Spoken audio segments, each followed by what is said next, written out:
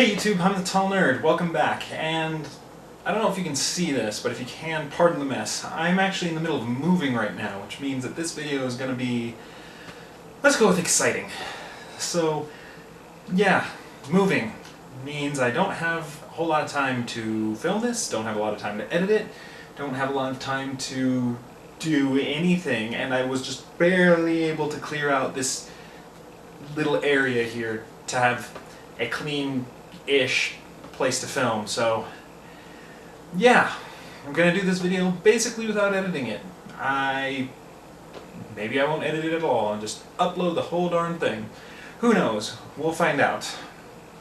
So I wanted to do this with a bit more fanfare, a bit more of a production, but I tried that and it didn't work out. So today I'm going to do a much simpler version of something that I was already planning to do, which is an introduction to my very favorite book series of all time, The Wheel of Time, by Robert Jordan.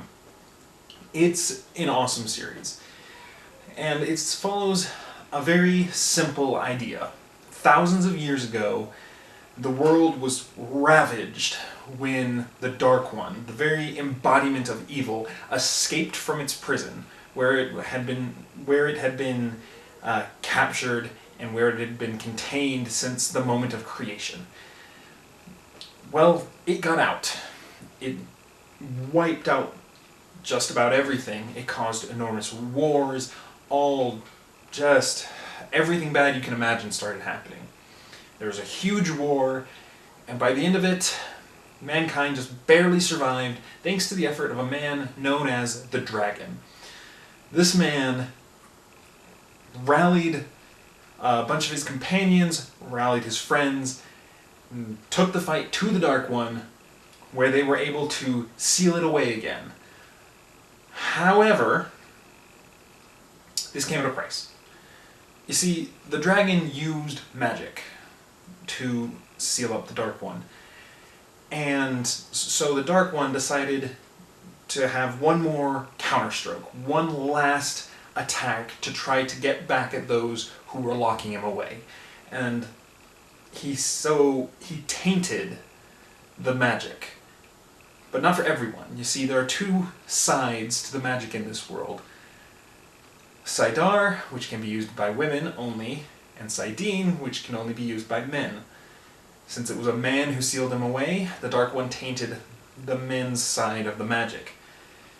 And wow, that led to some truly, truly terrible things.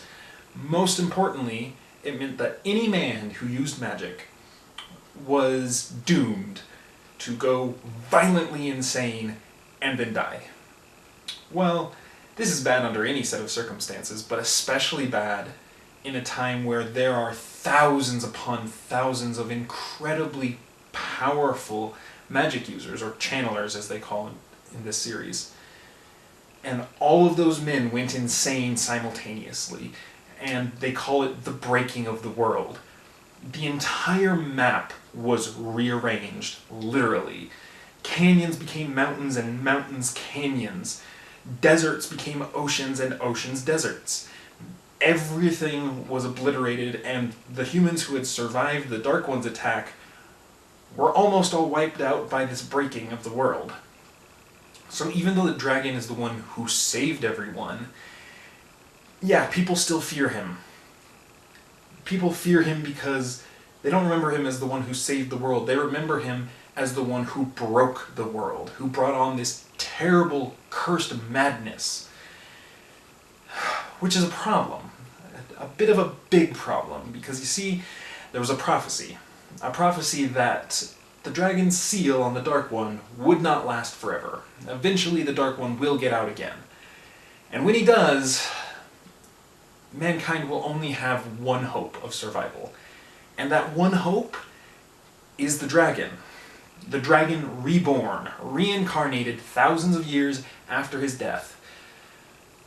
Unfortunately, everyone still hates him. Everyone's still afraid of him. They only know him as this legendary, mythic figure who destroyed the world, and half of the people are convinced that he is the Dark One, instead of being the one who defeated the Dark One.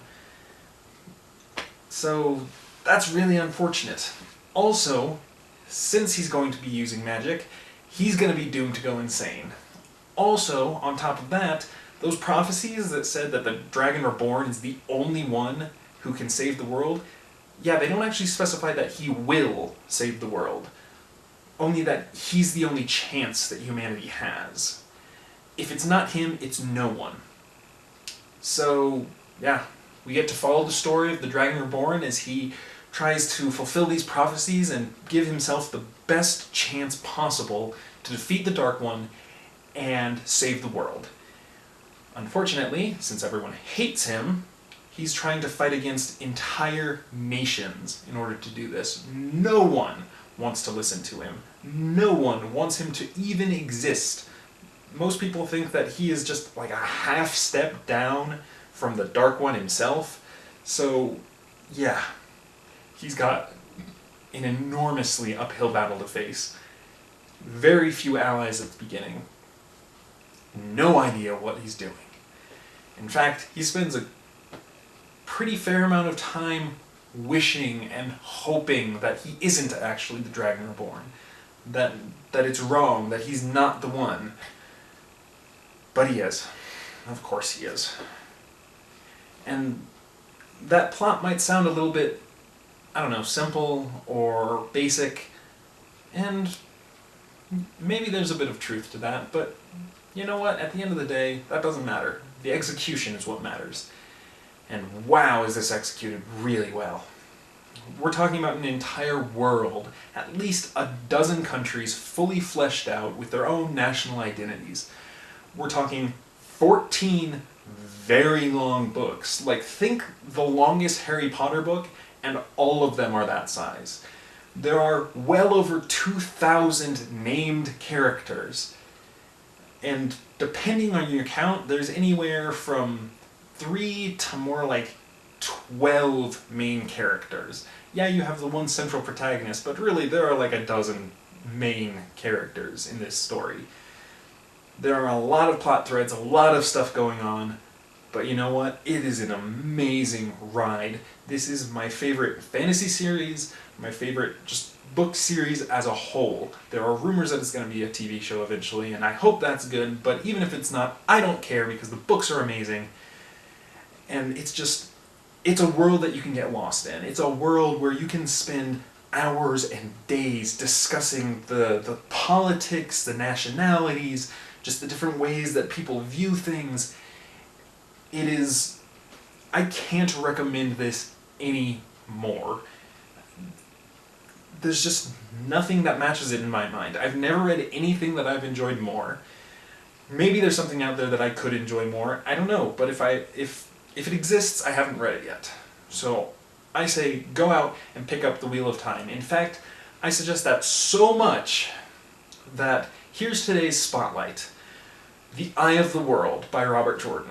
This is the first book in The Wheel of Time because I'm not done talking about it. I'm sure I'm going to talk about it many more times after this, between the awesome characters and everything else. But specifically, The Eye of the World is a great way to start the series because it's sort of a little microcosm of what makes the series amazing, just all by itself.